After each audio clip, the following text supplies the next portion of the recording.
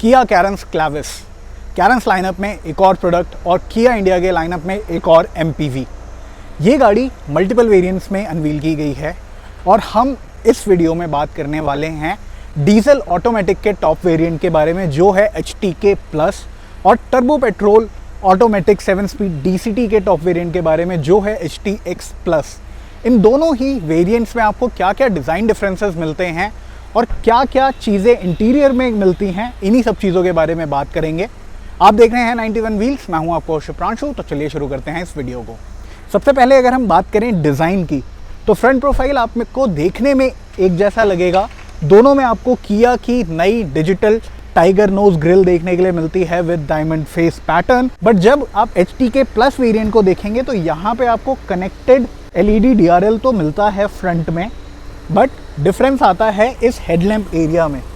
यहाँ पे मिलेगा आपको हेलोजन प्रोजेक्टर हेडलैम्प का सेटअप, और जो टर्न इंडिकेटर्स हैं वो यहाँ पे आपको नीचे मिलेंगे। बम्पर में भी कोई चेंज नहीं मिलेगा, ये वही है जो टॉप स्पेक वेरिएंट में है। और अब अगर हम बात करें HTX प्लस की, तो यहाँ आप जब देखेंगे तो यहाँ आपको 3 pod ice cube shape LED MFR headlamps मिलेंगे।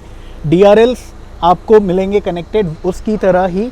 यहाँ भी फ्रंट पार्किंग सेंसर मिलते हैं, वहाँ पे भी फ्रंट पार्किंग सेंसर मिलते हैं। तो फ्रंट प्रोफाइल में जो मेजर चेंज है वो हेडलैम्प का ही है। साइड में जब आप आते हैं तो आपको चेंज मिलेगा अलॉय व्हील्स में और टायर साइज़ में। HTK प्लस जो डीजल ऑटोमेटिक का टॉप वेरिएंट है, इसमें आपको 16 इंच के टायर्स मिलते हैं विद स्टाइल व्हील्स। ये अलॉय नहीं है, ये स्टाइल व्हील्स हैं, फ्लेक्स व्हील्स हैं। तो ये आपको टॉप वेरिएंट में मिलेंगे अगर आप डीजल ऑटोमेटिक ले रहे हैं। और अगर आप टर्बो पेट्रोल का ऑटोमेटिक टॉप वेरिएंट ले रहे हैं तो वहाँ आपको 17 इंच के डायमंड कट अलॉय व्हील्स मिलेंगे डुअल टोन पैटर्न में। व्हील आर्क क्लैडिंग दोनों ही मॉडल में सेम है, बट जब आप पीछे वॉक करते हैं तो जो साइड क्लैडिंग है वो HTX प्लस में डुअल टोन हो जाती है। यहाँ पे आपको सेम बॉडी कलर ट्रीटमेंट मिल जाता है। HTK प्लस में आपको सिर्फ ब्लैक क्लैडिंग मिलेगी, यहाँ पे कोई भी बॉडी कलर चेंज नहीं मिलता है। ORVM में एक छोटा सा चेंज अगर आप देखेंगे, HTX प्लस में 360 डिग्री कैमरा आता है, तो यहाँ आपको साइड कैमरा मिलेगा, बट यहाँ पे आपको कैमरा नहीं मिलता है क्योंकि इसमें सिर्फ रिवर्स पार्किंग कैमरा आता है। दोनों के ORVM ही ऑटो फोल्ड मिलते हैं।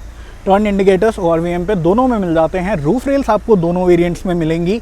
सेट इन क्रोम बेल्ट लाइन आपको दोनों वेरिएंट्स में मिलेंगी। और पीछे जब आप आएंगे तो आपको वही same connected LED tail lamp मिलेगा दोनों वेरिएंट्स में। यहाँ कोई चेंजेस नहीं है। बम्पर दोनों वेरिएंट का सेम है। दोनों में आपको पीछे rear washer, wiper and defogger मिलेगा। शार्क फिन एंटीना मिलेगा। तो रियर में कोई चेंज नहीं है। डिज़ाइन में जो मेजर चेंजेस हैं वो फ्रंट में और साइड प्रोफाइल में ही हैं। आइए देखते हैं दोनों गाड़ियों के इंटीरियर को इंडिविजुअली कि क्या क्या चेंजेस हैं और क्या कुछ HTK प्लस में नहीं मिलता जो HTX प्लस आपको ऑफर करेगी। स्टार्ट करेंगे HTK प्लस के इंटीरियर से।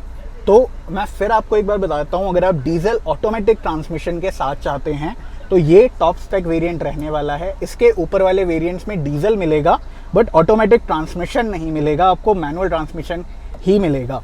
यहाँ पे अगर हम डैशबोर्ड की बात करें तो यहाँ पे सब प्लास्टिक मिलता है। ये सब हार्ड प्लास्टिक मिलता है, कोई भी फैब्रिक का ट्रीटमेंट नहीं किया गया, कोई भी डुअल टोन ट्रीटमेंट नहीं दिया गया, और ना यहाँ पे आपको एम्बियंट लाइट मिलती है।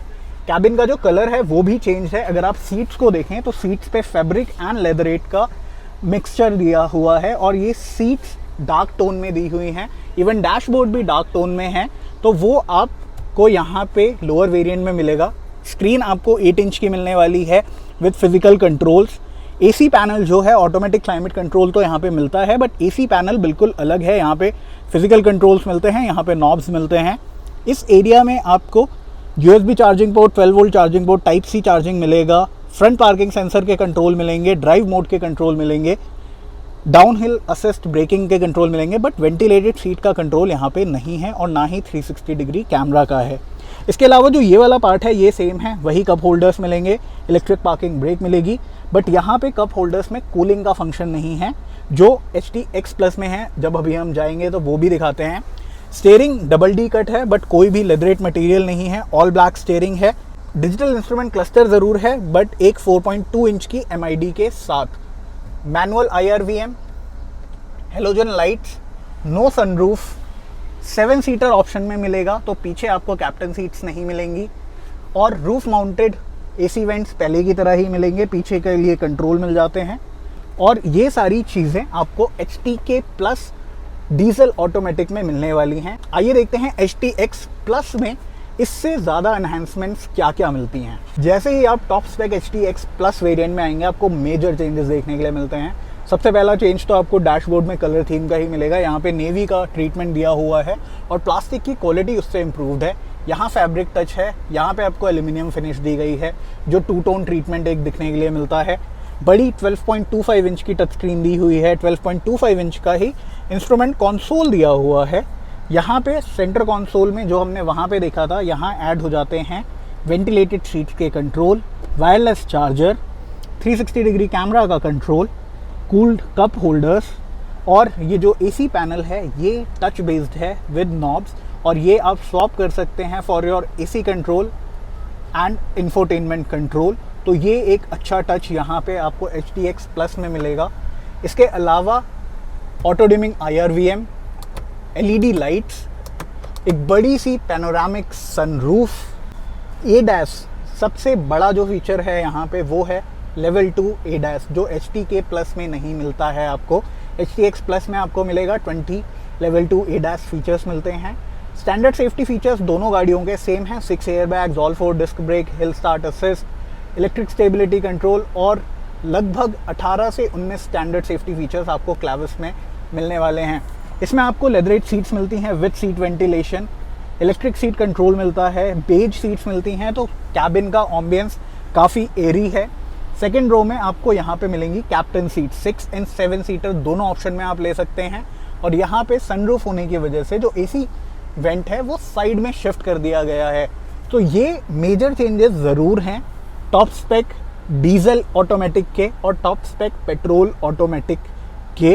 हालांकि प्राइस में भी डिफरेंस होने वाला है क्योंकि वेरिएंट्स बिल्कुल अलग हैं, सेम वेरिएंट्स नहीं हैं, बट ये कंपैरिजन हो सकता है कुछ लोगों को अनकन्वेंशनल लगे, बट ये कंपैरिजन हमने किया है डीजल ऑटोमेटिक के टॉप वेरिएंट के डिफरेंसेस समझाने के लिए कि अगर आप टर्बो पेट्रोल का ऑटोमेटिक टॉप वेरिएंट लेते हैं तो वहाँ आपको एडिशनल बहुत सारे फीचर्स मिलते हैं जो डीजल के ऑटोमेटिक में नहीं मिलते।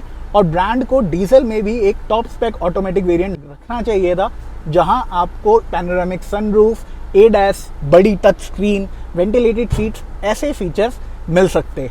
HTX प्लस में कुछ एडिशनल चीज़ें भी आपको दी गई हैं, जैसे कि स्मार्ट एयर प्योरीफायर, और यहाँ पे आपको कूल्ड कैन होल्डर मिलता है। इवन इन सेकेंड रो एक ट्रे मिलती है जिस पे आप अपना स्मार्ट डिवाइस रख सकते हैं, फ़ोन रख सकते हैं, एक कप रख सकते हैं। तो ये सारी एडिशनल चीज़ें HTX प्लस वेरिएंट में आपको मिलने वाली हैं। सो ये डिफरेंसेस थे HTK plus diesel automatic and HTX plus turbo petrol DCT transmission option के। टॉप वेरिएंट हैं दोनों ही, और टॉप वेरिएंट्स में आपको मिलते हैं लिमिटेड फीचर अगर आप डीजल ऑटोमेटिक ले रहे हैं, बट अगर आप टर्बो पेट्रोल लेंगे तो उसमें आपको एडिशनल फीचर्स मिल जाते हैं।